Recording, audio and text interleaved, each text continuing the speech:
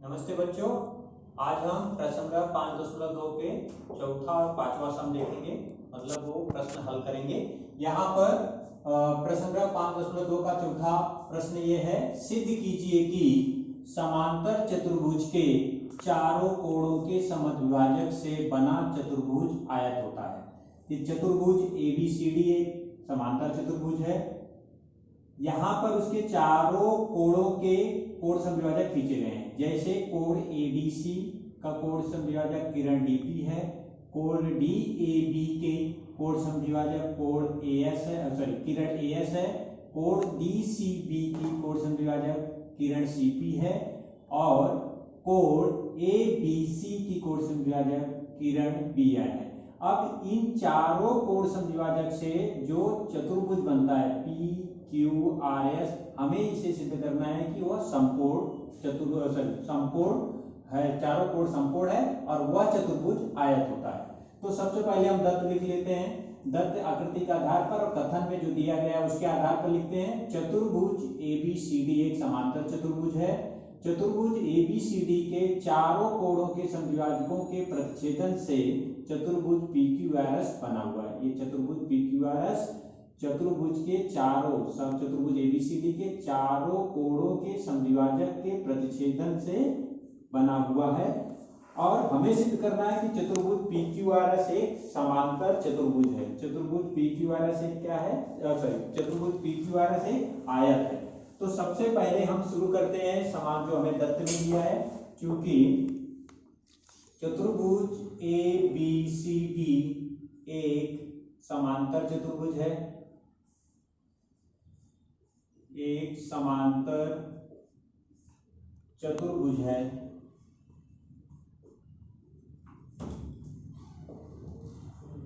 ये हो गया हमारा दत्त, ये हमें प्रश्न में दिया है इसलिए हमने इसको लिख लिया, ये हो गया हमारा दत्त। अब अगर ये समांतर चतुर्भुज है तो कोण ADC और कोण BCD दोनों क्रमिक कोण होंगे, इसलिए कोण ABC प्लस कोण BCD बराबर कितना हो जाएगा? 180 अंश। और ये हो जाएगा समांतर चतुर्भुज के क्रमिक कोण संपूरक होते हैं।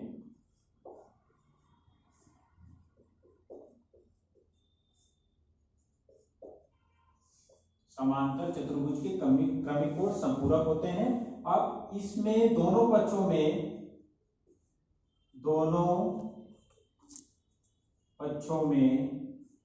1/2 से गुणा करने पर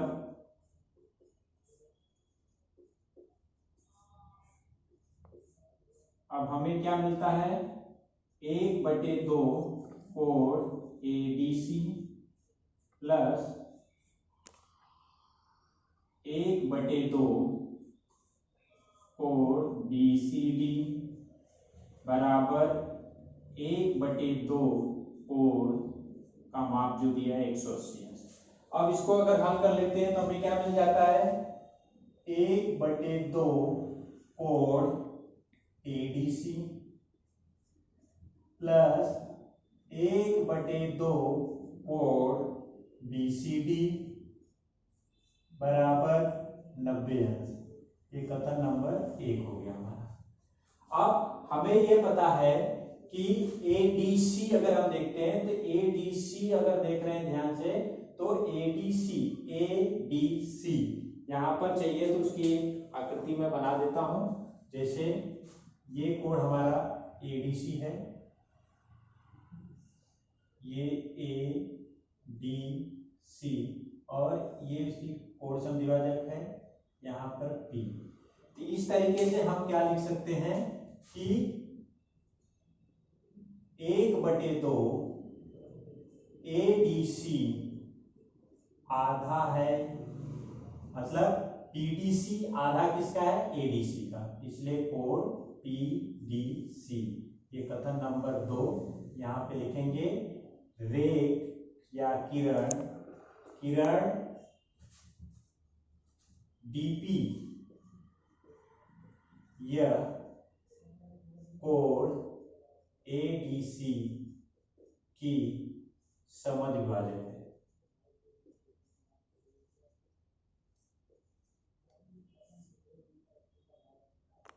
समद्विभाजक है, ये लिख दिया हमने, ये कारण। उसी प्रकार दूसरा वाला भी, उसी प्रकार हमारा जो दूसरा कोण था, इस तरह BCD, जो BCD दिख रहा है हमें, कोण BCD, मतलब इस तरीके से हमारा ये कोण BCD है यहाँ पर, और ये B, यहाँ पे C, इधर पे D, और ये है हमारा P, इस तरीके से। तो चाहिए तो हम आसानी से इसे कोण समद्विभाजक वाला जैसे दिखता है उस तरीके से लिख सकते हैं। तो यहाँ पर BCD, तो इसकी जगह पर हमारा जो कोण था, जैसे हमने जो लिया अभी, ये हमारा DPC और दूसरा हमारा कोण जैसे 1/2 BCD, हम क्या लिख सकते हैं, 1/2 BCD बराबर किसके हो जाएगा, 1/2 BCD बराबर हो जाएगा PCD के। किसके बराबर हो जाएगा, PCD के। ये कथन नंबर 3। यहाँ पर कारण लिखेंगे, किरण CP यह कोण BCD की समद्विभाजक है।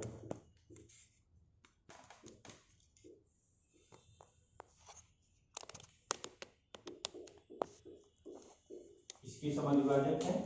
अब ध्यान से देखें तो PCD, PDC इनकी जगह पर आ सकते हैं, इसलिए कथन 1, 2, 3 से यहां पर हम लिख देंगे कथन 1,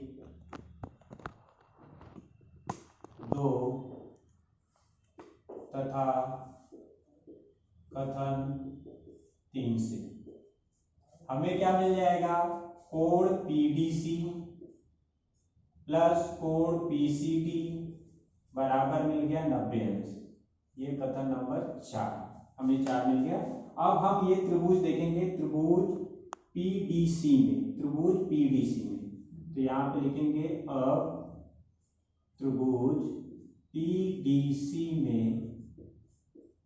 उसके चारों कोण ले लेते हैं, PDC प्लस कोण PCD प्लस कोण DPC, कोण DPC बराबर 180 अंश। यहाँ पे लिखेंगे त्रिभुज के अंतःकोणों के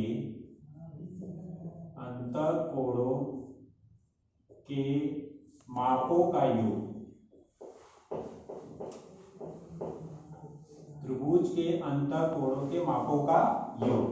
अब कथन 4 से यहाँ पे लिखेंगे कथन 4 से, तो यहाँ पे कथन 4 से हो गया ये, तो यहाँ पर हो जाएगा ये 90 अंश प्लस कोण DPC बराबर 180, तो यह हो जाएगा कोण DPC बराबर 180 माइनस 90, और ये हो जाएगा कोण DPC बराबर 90 अंश।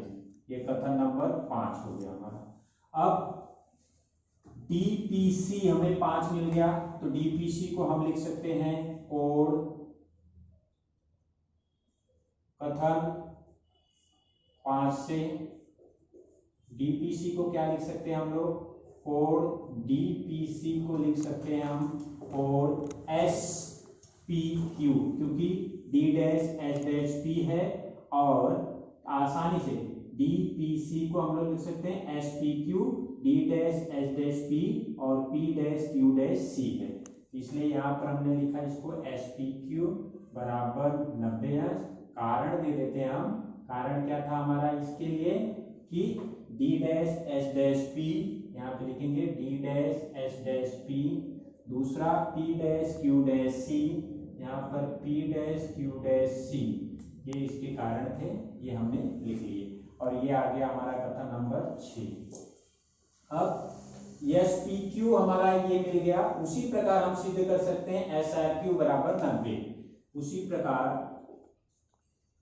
प्रकार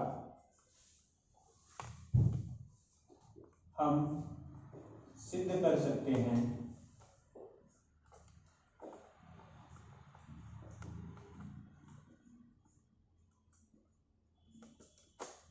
कोण SRQ बराबर 90 अंश।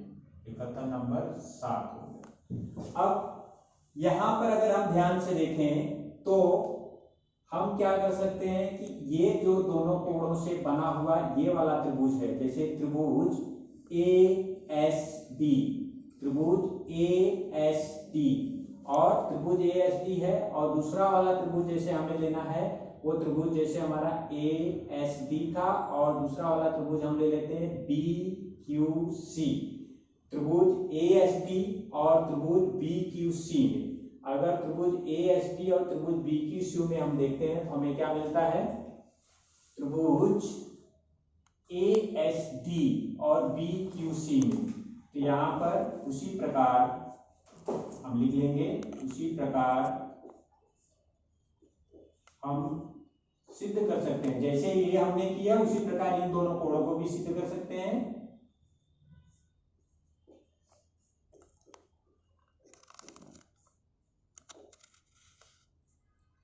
कोण ASD और कोण BQC ये दोनों हो जाएंगे 90 अंश, ये हम सिद्ध कर सकते हैं। ये हो गया हमारा कथन नंबर 8। परंतु कोण ASD बराबर हो जाएगा कोण PSR के बराबर 90 अंश दिया है, क्योंकि यहाँ 90 अंश था। कोण BQC बराबर हो जाएगा कोण PQR के, और वो भी हो जाएगा हमारा 90 अंश। और ये क्यों होगा, क्योंकि ये शीर्षाभिमुख कोण है।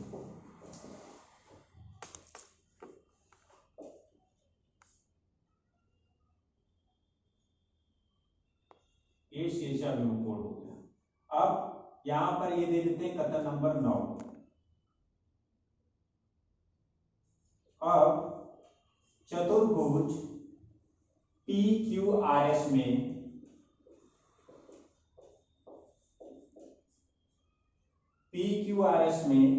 कथन 6, 7 और 9 से, कथन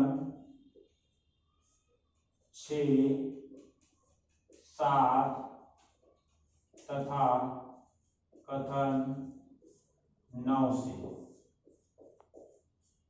क्या हो जाएगा हमारा, 6 में दिया है कोण SPQ, उसके बाद कोण SRQ, उसके बाद कोण PSR,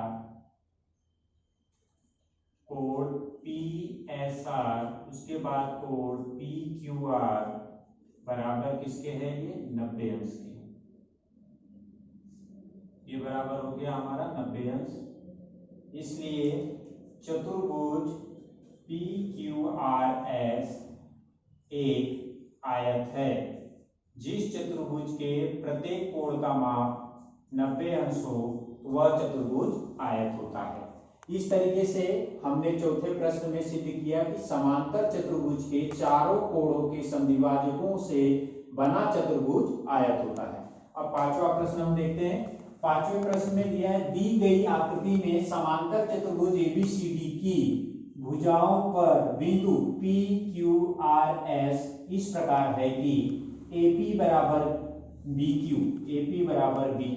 CR बराबर है DS।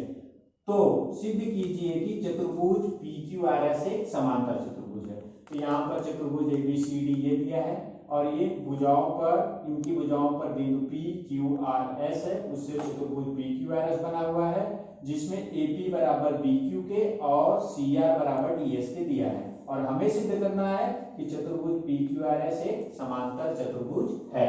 तो सबसे पहले जो दत्त में दिया है वो हम लिख देते हैं। दत्त में हमने दिया है चतुर्भुज ABCD एक समांतर चतुर्भुज है। चतुर्भुज ABCD एक समांतर चतुर्भुज है, ये दत्त में दिया है। दूसरा हमें क्या दिया है, AP बराबर दिया है BQ के और CR बराबर दिया है DS के। ये कथन नंबर 1 ये भी हमारा दत्त है। अब एपी और सीआर ले लेते हैं हम लोग। एपी बराबर किसके है? सीआर के। एपी बराबर अगर सीआर के दिया है, उस आधार पर अब हमें आगे बढ़ना है और उसके आधार पर हमें सिद्ध करना है कि ये दोनों भुजाएं आसानी से कैसे एक दूसरे के बराबर हैं। और ये यहाँ पर देखते हैं हम, जैसे क्योंकि एपी बराबर दिया है सीआर, ये कथन 2 हो गया। यहाँ पर लिख लेते हैं हम लोग ये दत्त, ये भी दत्त में है। अब चतुर्भुज एबीसीडी में एबी भुजा एबी सर्वांशम है, भुजा एबी सर्वांशम किसके हो जाएगा? भुजा सीडी के। एबी सर्वांशम है भुजा सीडी के सर्वांशम है, भुजा एबी सर्वांशम भुजा सीडी के। और ये लिखेंगे समांतर चतुर्भुज की सम्मुख भुजाएं, समांतर चतुर्भुज की सम्मुख भुजाएं, ये हम लिख सकते हैं। अब AB समांतर CD दिया है, तो AB बराबर किसके है? इसलिए AB बराबर किसके हो गया? CD के। AB को हम क्या लिख सकते हैं? AP प्लस PB और CD को CR प्लस RD। तो यहाँ पर AP प्लस PB और यहाँ पर लिख सकते हैं CR प्लस RD, ये लिख सकते हैं। क्यों लिख सकते हैं? क्योंकि एक रेखिक है। यहाँ पर लिखेंगे हम A dash P dash B और दूसरा हमारा C dash R dash D, ये एक रेखिक है, इसलिए हमने ये लिखा कि AP प्लस PB और CR प्लस RD। अब यहाँ पर अगर देखते हैं ध्यान में, कथन 2 में जो दिया गया हमें, कथन 2 में हमें दिया है AP बराबर किसके है? AP बराबर है CR के। यहाँ पर देखा जाए तो AP बराबर CR दिया है और AB बराबर CD है। तो AP की जगह और CR की जगह कोई एक ही रखते हैं तो हमें क्या मिल जाता है? दूसरी भुजाएं उसकी जोड़ियां मिल जाती हैं, तो उन दोनों जोड़ियों को हम लेंगे। तो यहाँ पर क्या हो जाएगा? कथन 2 से क्या हो जाएगा? AP प्लस PB बराबर AP प्लस RD, ये कैंसल हो जाएगा, ये कैंसल हो गया, तो ये दोनों कट जाएंगे। तो बचा क्या? PB बराबर किसके है? RD के। PB बराबर किसके आ गया? RD के। यहाँ पर हम दे देंगे ये कथन नंबर 3। अब ये कथन नंबर 3 हो गया PB बराबर RD के। ध्यान दे, PB बराबर किसके है? RD के है। और उसमें एक चीज और दिया है हमें कि BQ बराबर जो दिया गया है वो DS के। BQ बराबर किसके है? DS के। और दूसरा चतुर्भुज ABCD एक समांतर चतुर्भुज है, तो इसके ये कोण दोनों बराबर होंगे क्योंकि समांतर चतुर्भुज के सम्मुख कोण है। तो यहाँ पर हम ये लिख लेते हैं सबसे पहले यहाँ पर कि BQ बराबर, सिंस BQ, ये पहले लिख लेते हैं, BQ बराबर दिया है हमें इसके DS के, ये दिया है, ये कथन नंबर 4 और ये भी हमारा दत्त है। इस तरीके से हमने इसको लिख दिया। और सिंस कोण ADC, जो कोण ADC है वह बराबर किसके हो जाएगा? कोण ABC के, कोण ABC के। क्यों? क्योंकि समांतर चतुर्भुज के सम्मुख कोण सर्वांशम होते हैं। समांतर चतुर्भुज के सम्मुख कोण, यहाँ पे लिखेंगे समांतर चतुर्भुज के सम्मुख कोण, ये हमारा कारण हो गया। अब ADC जो है, ADC को हम लिख सकते हैं यहाँ पर SDR। क्यों? A डैश है, S डैश है, D और D डैश है, R डैश है, C। यहाँ पर पहले ADC को हम क्या लिख सकते हैं? SDR, ये लिख सकते हैं। और दूसरा ABC को हम क्या लिख सकते हैं? ABC को PBQ लिख सकते हैं। ABC को लिख सकते हैं हम PBQ, क्योंकि A dash P dash B और B dash Q dash C है, इसलिए यहाँ पर लिखेंगे हम PBQ। कारण हम लिखते हैं SDR वाला कारण क्या था, A dash S dash D और दूसरा D dash R dash C और इसका PPQ का A dash P dash A dash P dash B, दूसरा यहाँ पर B dash Q dash C, यहाँ पर B dash Q dash C, ये कारण हम इसको लिख सकते हैं। ये हो गया कथन नंबर 5। अब दो त्रिभुज ले लेते हैं हम। दो त्रिभुज कौन कौन से, त्रिभुज PPQ और त्रिभुज PPQ लिख सकते हैं या अलग अलग, इनको ABC जैसे मैंने लिया था उस तरह भी लिख सकते हो। तो यहाँ पे लिखेंगे त्रिभुज PBQ त्रिभुज RDS यहाँ पे तथा त्रिभुज RDS में, त्रिभुज PBQ और त्रिभुज RDS में। तो यहाँ पर क्या हो जाएगा, PBQ में अगर देखा जाए तो कथन 3 से पहले देखते हैं। तो कथन 3 में क्या दिया है कि भुजा PB सर्वांशम है या बराबर है भुजा RD की, ये कथन 3 से, ये कथन 3 से मिल गया हमें। अब कोण देखते हैं, जैसे ये वाला कोण था तो कोण हम देखेंगे किससे, कथन 5 से। यहाँ पर इस तरह है, इस तरह लिख सकते हैं, कोण PBQ बराबर है कोण SDR के, और ये हो जाएगा कथन 5 से, ये हमने 5 से लिख दिया। फिर उसके बाद भुजा दत्त में दी गई है BQ, भुजा BQ बराबर किसके है, भुजा DS के, यहाँ पर हम लिखेंगे भुजा DS के। ये कथन नंबर 4 जो कि दत्त में दिया था 4 से, कथन 4 से। इसलिए त्रिभुज PBQ सर्वांशम, मतलब ये मुझे बराबर है तो एक दूसरे के सर्वांशम भी है, ये सर्वांशम हो जाएगा त्रिभुज RDS के। और यहाँ पर हम लिखेंगे सर्वांशमता की भू को भू कसौटी से, सर्वांशमता की भू को भू कसौटी से, भू को भू कसौटी से, सर्वांशमता की भू को भू कसौटी से। अगर ये दोनों त्रिभुज सर्वांशम हो गए तो सर्वांशम त्रिभुजों की संगत भुजाएं सर्वांशम होती हैं, इसलिए क्या हो जाएगा, भुजा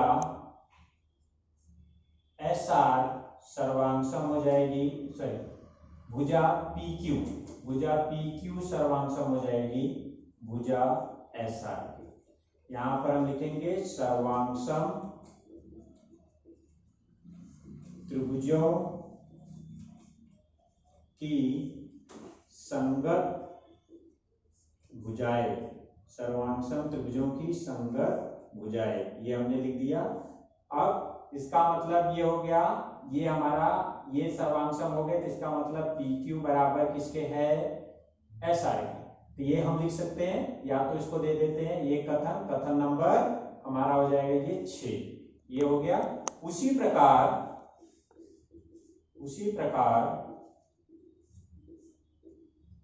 हम सिद्ध कर सकते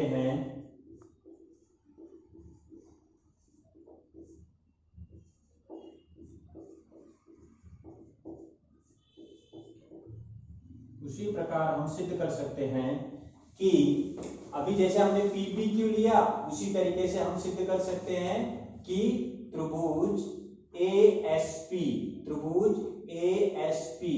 तो और यहाँ पर दूसरा त्रिभुज हम ले सकते हैं RC, ASP और यहाँ पर या तो CRQ, दोनों में से एक तरफ से ले सकते हैं, या तो P से ही शुरू किया जाए त्रिभुज PAS और दूसरा त्रिभुज QCR, इस तरीके से। उसी प्रकार से हम सिद्ध कर सकते हैं त्रिभुज PAS सर्वांशम होगा त्रिभुज QCR सर्वांशमता की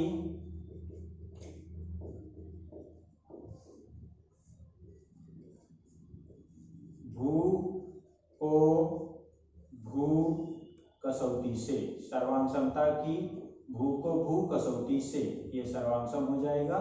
अगर ये दोनों सर्वांग सम है तो इसलिए क्या मिल जाएगा, भुजा, हमें क्या मिल जाएगा, भुजा पीएस सर्वांग सम हो जाएगी, भुजा क्यू आएगी ये, और ये हो जाएगा कथन नंबर 7, और ये कारण है सर्वांग सम त्रिभुजों की संगत भुजाएं। जैसा हमने पहला त्रिभुज सिद्ध किया, सर्वांग सम सिद्ध किया, वैसे इसको भी कर सकते हैं। अब चतुर्भुज PQRS में कथन 6 और 7 से, कथन 6 तथा कथन 7 से हमें क्या मिल जाएगा, भुजा PQ सर्वांग सम है, भुजा ऐसा ये, और भुजा PS सर्वांग सम है, भुजा QR, ये हो गया। इसीलिए चतुर्भुज, जिस चतुर्भुज की भुजाओं की दोनों जोड़ियां परस्पर एक दूसरे के सर्वांग सम है, इसलिए वह चतुर्भुज भी क्या होता है, समांतर चतुर्भुज। इसलिए चतुर्भुज PQRS एक समांतर चतुर्भुज है।